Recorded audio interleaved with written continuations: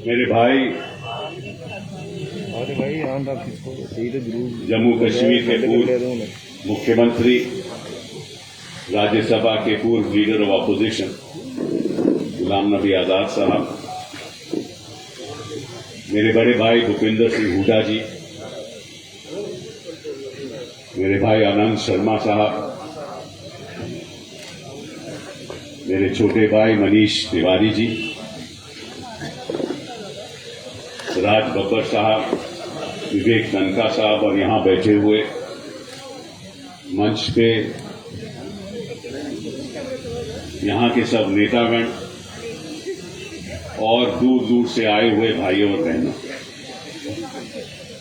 गांधी जी की छत्र छाया में हम झूठ तो नहीं बोल सकते। सच बोलने का मौका है और आज सच ही बोलेंगे। हम क्यों यहां इकट्ठा हुए हैं? सच्चाई तो ये है कि कांग्रेस पार्टी हमें कमजोर होती दिख रही है और इसलिए हम यहां इकट्ठा हुए हैं और पहले भी इकट्ठा हुए थे। हम इकट्ठा होकर इसको हमें मजबूत करना है। ये तो सच्चाई की बात है और इसके जो खुशकिस्मती है वो ये है कि हम गांधी जी की छत्र छाया में ये बात आपके सामने रख रहे हैं। गांधी जी सच्चाई के रास्ते पे चलते थे, ये सरकार झूठ के रास्ते पे चल रही है। गांधी जी अहिंसा को गले लगाते थे, ये हिंसा को गले लगा रही है। तो बात तो ये गांधी जी की करते हैं, लेकिन ना सच्चाई का रास्ता अपनाते हैं और ना हिंसा का रास्ता अपनाते हैं। अब मैं साधारण रूप से आपसे कुछ ऐसी बातें करना चाहता हूं जो देश की जनता समझ पाए कि गुलाम नबी आजाद साहब का असल रोल क्या है। आप कई बार हवाई जहाज में चढ़ते होंगे और हवाई जहाज में चढ़ने में जो वहां बैठा होता है हवाई चलाने वाला, वो अनुभवी होता है ना। बहुत जरूरी है कि उसको अनुभवी होना चाहिए। दूसरी बात यह है कि उसके साथ एक इंजीनियर भी होता है कि कहीं इंजन में गड़बड़ी हो जाए तो वो ठीक कर देगा। तो गुलाम नबी जी अनुभवी भी हैं और इंजीनियर भी।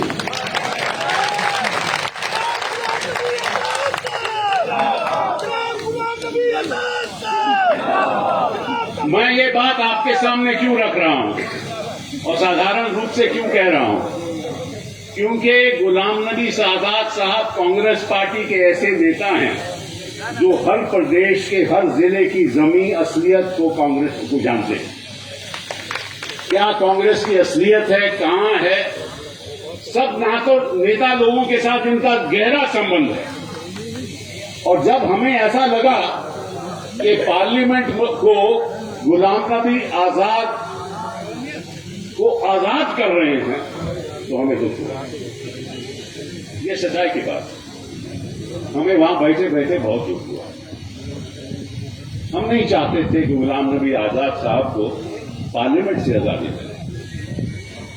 ये क्यों? आप पूछिए क्यों? क्योंकि मैं समझता हूं कि जब से वो राजनीति में आए, कोई ऐसी मिनिस्ट्री नहीं है जिसमें वो मिनिस्टर नहीं, कोई ऐसी मिनिस्ट्री नहीं रही जिसमें वो मिनिस्टर नहीं रहे, कोई ऐसा नेता नहीं जिनको व्यक्तिगत रूप से वो जानते नहीं। और जब ये लीडर ऑफ अपोजिशन थे, मैं आपको सच्चाई की बात करता हूं कि टेलीफोन जब ये किसी भी नेता को करते थे तो सुबह इनके यहां सभी नेता आकर मीटिंग करते थे। ये एक अनुभवी नेता ही कर सकता है। और मुझे तो इस बात की समझ नहीं आई कि इस अनुभव को कांग्रेस पार्टी इस्तेमाल क्यों नहीं कर रही।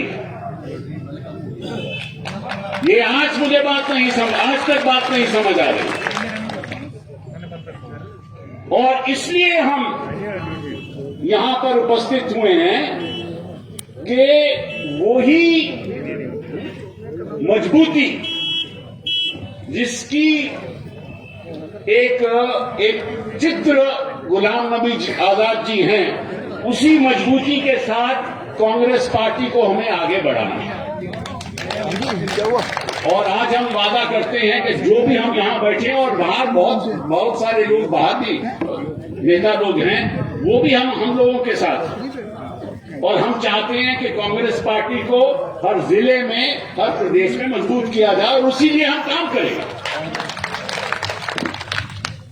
हम नहीं चाहते कि कांग्रेस पार्टी कमजोर हो, क्योंकि अगर कांग्रेस पार्टी कमजोर हो गई तो समझ लीजिए कि देश कमजोर है।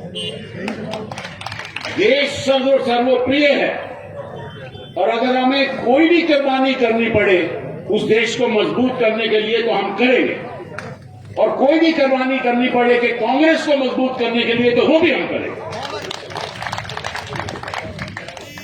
हमारे सामने, देश के सामने समस्या क्या है? मैं आपसे पूछता हूं, समस्या क्या है? समस्या ये है कि इस देश में एक ऐसी राजनीति और ऐसा राजनेता बैठा हुआ है जिसकी दृष्टिकोण केवल अपनी पार्टी को ताकत दिलाने के लिए लगी हुई है, देश की जनता को ताकत लगाने के लिए नहीं लगी। जहां देखो विवाद, जहां देखो पैसा का खिलवाड़, पैसे का नाच, हमारी चुनी हुई सरकारों को गिराना। कैसे गिराना? पैसों से गिराना, और कई और तरीके अपनाना, उनके ऊपर केस चलाना।